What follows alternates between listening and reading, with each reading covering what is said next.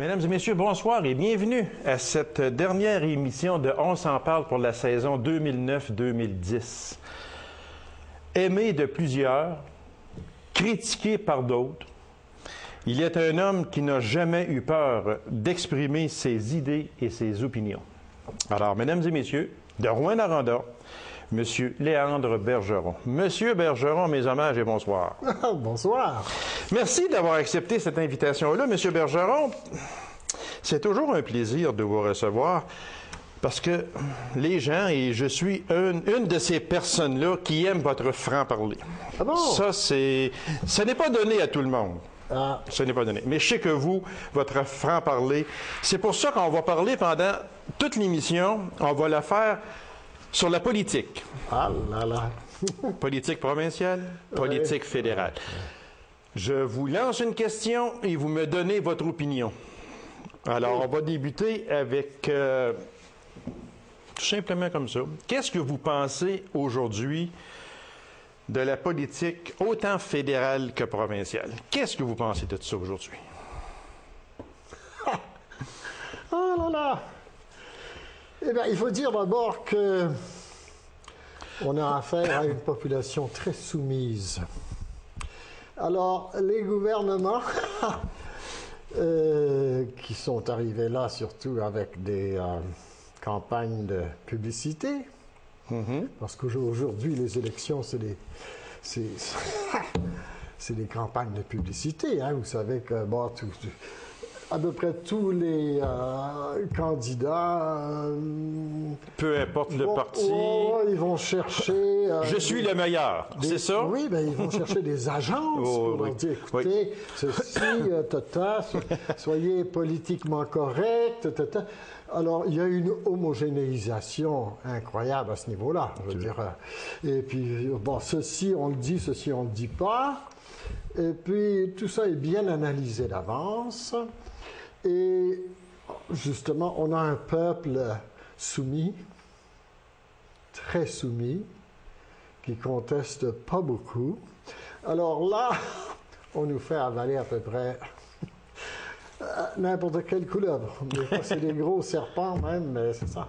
Alors, au fédéral ou provincial, ça se ressemble. Hein? C'est les politiciens en général, ben, on s'ostine plus au fédéral parce qu'il y a plus de députés? C'est à peu près ça? On s'estime... il n'y a pas beaucoup de différence entre les deux, d'après moi. Parce que, justement, les politiciens ne sont pas relevables au peuple. Ça va de soi. Oui. On parle de démocratie, mais si vous voulez, on va en reparler tout à l'heure. Démocratie, c'est trop... c'est des salades qu'on nous sert, mais en fait, les politiciens, eux, comptent sur qui pour se faire élire? Hein? On dit, oui, on essaie de démocratiser ça, que c'est des gens ordinaires qui payent. Mais en fait, quand ils se retrouvent élus, ils sont soumis, n'empêche, à des pressions de la part de qui? Hein? Ils sont... les députés, c'est des concierges des grandes compagnies, ça va de soi. Alors, et puis là, ben, ils font du maquillage pour la population. Quand vous dites que nous sommes une population soumise, oui. Vous voulez dire quoi exactement? Ben, il faut dire que ça dure depuis... Ça a commencé loin en arrière. On peut retourner un siècle en arrière pour voir comment l'État a pris de plus en plus d'importance.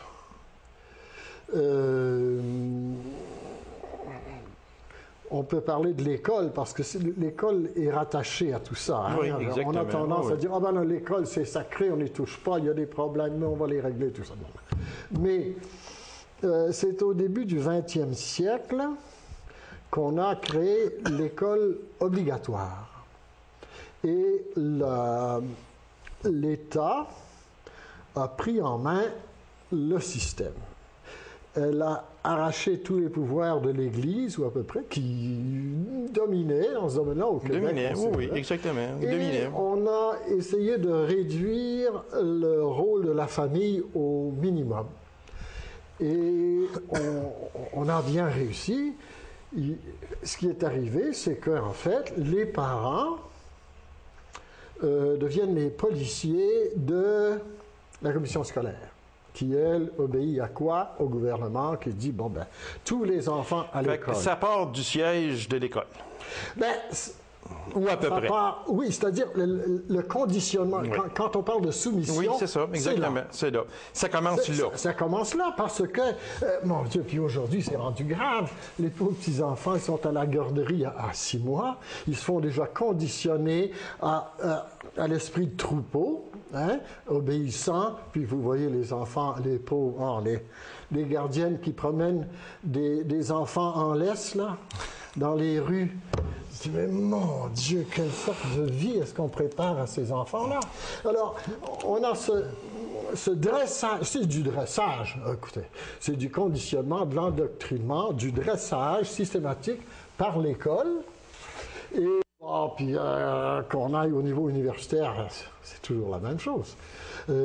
On encourage une compétition entre les gens, justement pour qu'ils ne soient pas solidaires. Alors, quand on dit, mais comment ça se fait que les gens, les coopératives, ça ne marche pas, plus ou moins, il n'y a pas de solidarité? Ben oui, mais elle est minée en partant par tout un système d'éducation. Et c'est un système qu'on ne peut pas changer. En tout cas, on a essayé de le changer. Non, les petites réformes à l'intérieur, c'est pas farce. Non, mais c'est qu'il commence à y avoir tellement de problèmes dans les écoles, puis pas seulement ici. Hein. Mais non. Écoutez TV5, là, en France. En France, oui. Oh, exactement. La violence dans les écoles. Oui. Aux États-Unis, il y en a beaucoup aussi. Bon. Évidemment. Monsieur Bergeron, le Parti québécois est-il un parti épuisé?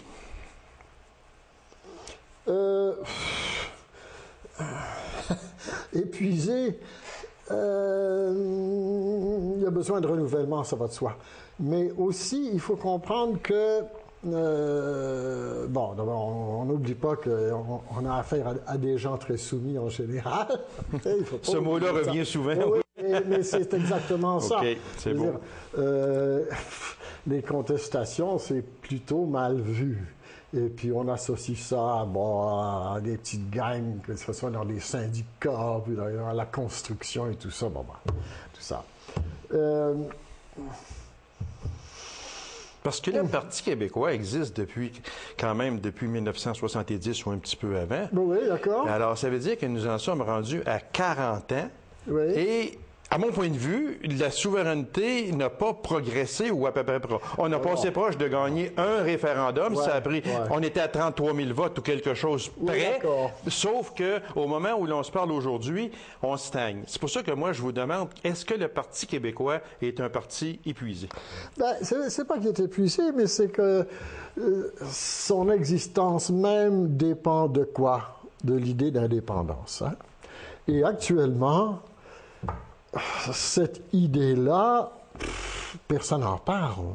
Donc, c'est pas que le parti est essoufflé, c'est que ils essaieraient de parler d'indépendance, et puis personne n'écoute. Parce que d'abord, on vit dans une société moderne où tout le monde est tellement sollicité par les médias, ajouter l'Internet et tout ça, et puis la musique, alors on pitonne, et puis on est branché, puis... Ouais, c'est ça. Enfin, c'est l'hédonisme à tout craint, c'est-à-dire satisfaisons nos petits plaisirs, que ce soit de la bouffe, que ce soit... On est sollicité. Ah oui, mangez, consommez, soyez de bons consommateurs, c'est ça le plus important dans la vie. Alors, cette orientation-là, évidemment, c'est de la propagande, en fait, tout ça, ne pousse pas du tout vers une lutte vers l'indépendance, ça va de soi. Or, à ce moment-ci, c'est le calme plat. Ça ne veut pas dire que ça ne ressuscitera pas. Le peuple québécois tient quand même à son identité, une certaine identité qui est difficile à définir, mais enfin, qui est là. Bon. Et le fédéral a su faire des petites concessions. Harper, il parle toujours en français, hein, au maximum. Il va en Chine, puis il fait des déclarations en français. Et ça flatte les Québécois, parce que le gros... C'est son jeu de le faire. Oui, alors c'est très astucieux de sa part, vous voyez. C'est pas du tout comme dans l'ancien temps avec Pearson, et puis Diefenbaker. Non. Alors, il y a ces... Et puis, les revendications du Québec ne sont pas satisfaites, et ça va de soi, mais il y a toujours un petit peu de nanane qui arrive, puis on dit, bon, ça va bien. Au moment où l'on veut se fâcher, le petit nanane arrive, et puis à ce moment-là, OK, on va attendre un peu. Mais il peut y avoir des crises... qui nous tombe dessus, et là, ça va déclencher de nouveau. Ouais. Évidemment, au niveau du leadership du Parti québécois, il faut reconnaître que Mme Marois ne manifeste pas vraiment du leadership. Je veux en venir à ça, M. Bergeron. Mon autre question était justement, est-ce que Mme Marois est la bonne personne pour mener les troupes péquistes à la souveraineté? Et une autre question, deux dans une. Est-ce qu'il y a une possibilité de faire de la souveraineté du Québec à l'intérieur de cette décennie qui vient de commencer? Alors, est-ce que Mme Marois est la personne qui peut mener ses troupes à la souveraineté? Actuellement pas. Parce qu'il n'y a pas de conditions qui permettent qu'on parle d'indépendance. Hein, ça, on l'a dit tout à l'heure. Elle a beau essayer d'en parler, ça tombe, c'est lettre morte actuellement. C'est mort à ce niveau-là. Alors, peut-être qu'elle a des ressources personnelles qui se développeraient d'une façon incroyable si il y avait un moment de crise. Ça, on ne sait pas trop. Mais mettez René Lévesque à sa place, là. Est-ce que vous pensez que non, ça serait plouf? Non. Mais au Parti québécois, je trouve qu'il y a probablement des ressources humaines qui attendent, qui sont latentes. Un gars comme Drainville, là... Éric Kerr? Ça, je connais moins, mais Drainville, je le trouve... je crois qu'il y a un potentiel. Mais évidemment, c'est pas un seul homme qui peut arriver et dire, écoutez... non. Il faut qu'il y ait un ferment. Il n'y a pas de ferment actuellement. Parce qu'il y a un autre parti au Québec qui a tendance souverainiste, c'est Québec solidaire. Et Québec solidaire ne lève pas, et je ne vois pas le jour où Québec solidaire sera dans les sondages à 20, même juste supérieur à 20 %. On joue entre 3 et 7 % là. Actuellement. On ne prend pas le pouvoir avec ça, là, et loin de ça. Ça veut dire que c'est une branche de la souveraineté qui tarde à pousser, puis qui ne fait pas de bourgeon. Actuellement, pas. C'est le calme plat pour eux autres aussi. Mais on ne peut pas prédire l'avenir. Il peut y avoir des crises, justement. Une crise très forte qui pourrait faire basculer tout ça. Basculer, oui. Et amener les gens soumis à se poser des questions, à dire peut-être que c'est assez ceci, allons vers. Tu sais. Mais actuellement, la conjoncture est...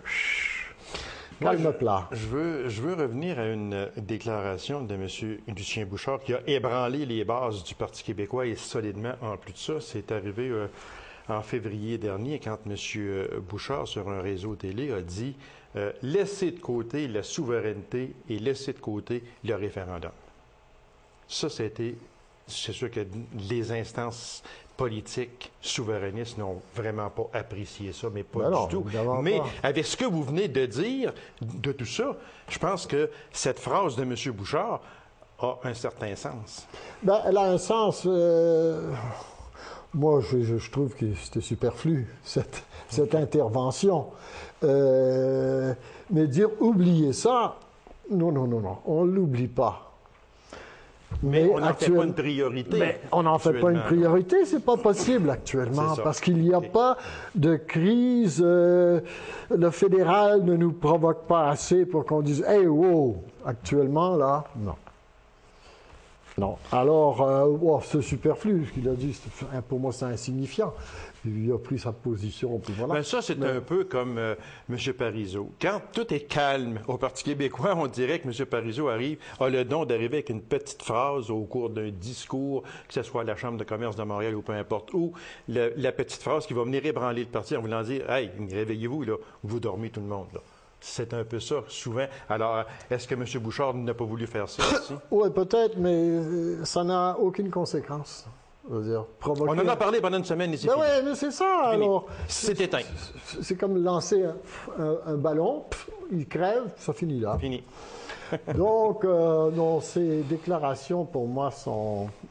Il y a une question, M. Bergeron. On en a parlé un peu, mais j'aimerais revenir sur ça. Est-ce qu'il y a place pour un autre parti à vocation indépendantiste au Québec? On a parlé très brièvement de Québec solidaire, puis c'est un parti qui ne lève pas à venir à date et il ne faut pas avoir peur des mots, il ne lève pas. Vous avez parlé de Gérard Deltel tantôt. Moi, j'ai rajouté les... Non, je n'ai pas parlé de Gérard Deltel. Non? Non. Ça, c'est un... Comment ça s'appelle? L'autre parti de droite, là. Ah oui, OK. Non, mais là, moi là, ce que je veux en venir à ça, là, c'est que, est-ce qu'il y a quelqu'un comme ceux qui ont quitté l'ADQ, entre autres Éric Kerr, qui est parti pas de bonne humeur du tout. Bon, on peut parler aussi, il y en a d'autres, là. Est-ce que ces personnes-là seraient assez fortes pour créer un autre parti politique à caractère indépendantiste? Parce que là, il faut qu'il se passe de quoi? Parce que ça fait 40 ans que le Parti québécois est là, puis on stagne encore. Est-ce que la venue d'un autre parti à caractère souverainiste pourrait faire débloquer la souveraineté au Québec? Pas du tout. Pas du tout. Actuellement? Non, non. Non, qui forment un parti indépendant. D'ailleurs, ils ne sont pas indépendantistes, ces gens-là. Du PLQ, du ADQ. De l'ADQ, non. Avant qu'il parte, voyons, l'ancien chef... Mario Dumont. Là, il branlait, on va être autonomiste, à la Duplessis. Oui, mais ça, il n'y avait personne qui était un indépendantiste mordu dans la gang. Hein? Alors, on ne peut pas s'attendre à grand-chose de... C'était M. Drainville, tantôt, que vous vouliez parler. Ah oui, j'ai parlé de M. Drainville, qui est au Parti québécois. Qui me suis trompé, c'est ça, au Parti québécois, tandis que c'est ça, parce que M. Deltel, il est actuellement chef de l'ADQ actuellement. L'ADQ, tourne en rond. Fait que ça veut dire qu'au Québec, il nous reste 2 partis. Et puis, actuellement, avec il y a 3 partis. Québec solidaire, est là. Il a un député qui dit des choses importantes de temps en temps. C'est correct. Fait que je me rétracte. Il y a 3 partis, monsieur. Moi, je trouve qu'il y en a 3. Oui, c'est ça. L'ADQ est toujours là, donc on dit 4, mais ils sont en perte de vitesse. Oui, parce que est-ce que l'ADQ est un parti qui risque de disparaître? Ça a tout l'air, oui. Parce que quand on est 4 députés, on a déjà été 30 quelque chose. On a failli prendre le pouvoir en plus de ça. Puis qu'on tombe aussi bas que ça, là, remonter la côte, c'est tout un programme. Ils perdent leur chef. Là, ils démissionnent, puis ensuite, la salade qui a suivi, là, on dit, non, est-ce qu'il a un bar? On verra, mais ça n'a pas l'air brillant, leur avenir. Une dernière question sur la politique provinciale, et celle-là, j'ai hâte de vous la poser, M. Bergeron, c'est que, croyez-vous que 30 ans et plus en politique, comme député, comme ministre, comme peu importe le rôle que la personne peut jouer, et je donne un exemple, M. Gendron, qui a plus de 30 ans de siège à l'Assemblée nationale. Est-ce que c'est trop? Est-ce que c'est trop? 30 ans en politique? Non. Non. Non. Ça pourrait être 40, 50 ans. Moi, ça ne me gêne pas du tout. Est-ce qu'il est efficace? Est-ce qu'il fait bien les choses? C'est ça. Ouais. Enfin, non, j'ai pas de critique à ce niveau-là. Puis, il tient le fort. C'est bien. On va aller au fédéral, M. Bergeron, mais avant, j'aimerais qu'on parle de démocratie, parce que ce mot-là est venu souvent dans vos... qui est sorti de votre bouche à quelques occasions. La démocratie, pour vous, c'est quoi? Ben, on se retourne, on retourne au sens étymologique. Démocratie, ça veut dire le gouvernement par le peuple. Et si on remonte dans l'histoire, on se retrouve chez les Grecs, qui ont été vraiment, disons, les premiers qu'on sache, qui, eux, ont fonctionné comme démocratie. Bon, c'était évidemment à ce moment-là seulement les hommes, évidemment, les femmes, non. Il y avait encore des esclaves à ce moment-là, vous voyez un petit peu. Alors, leur démocratie était, disons, c'était un bon début, mais bon. Et, à travers les siècles, on a eu surtout des monarchies, tout ce temps-là. Exactement. Et ensuite, il y a eu des révolutions qui ont débarqué les aristocrates et les monarques.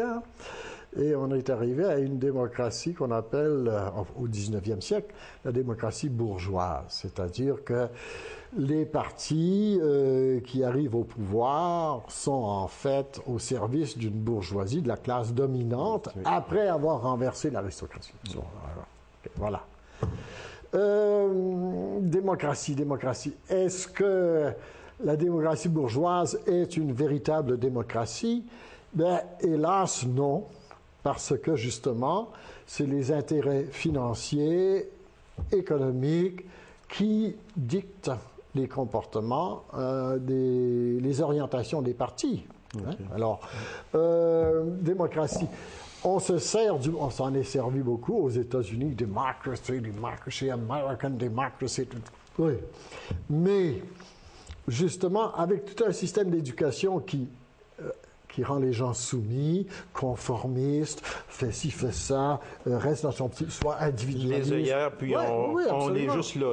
Oui. Puis, on n'est pas chaque côté. Je suis obsédé par mes petits plaisirs. C'est ça, puis tout ça. Puis, écoutez, la propagande de la publicité, c'est quoi? C'est de l'abrutissement systématique. Exactement. Alors on dit, démocratie, mais comment ça s'articule? Une fois tous les 4 ans, on va mettre un X pour... Et c'est la démocratie.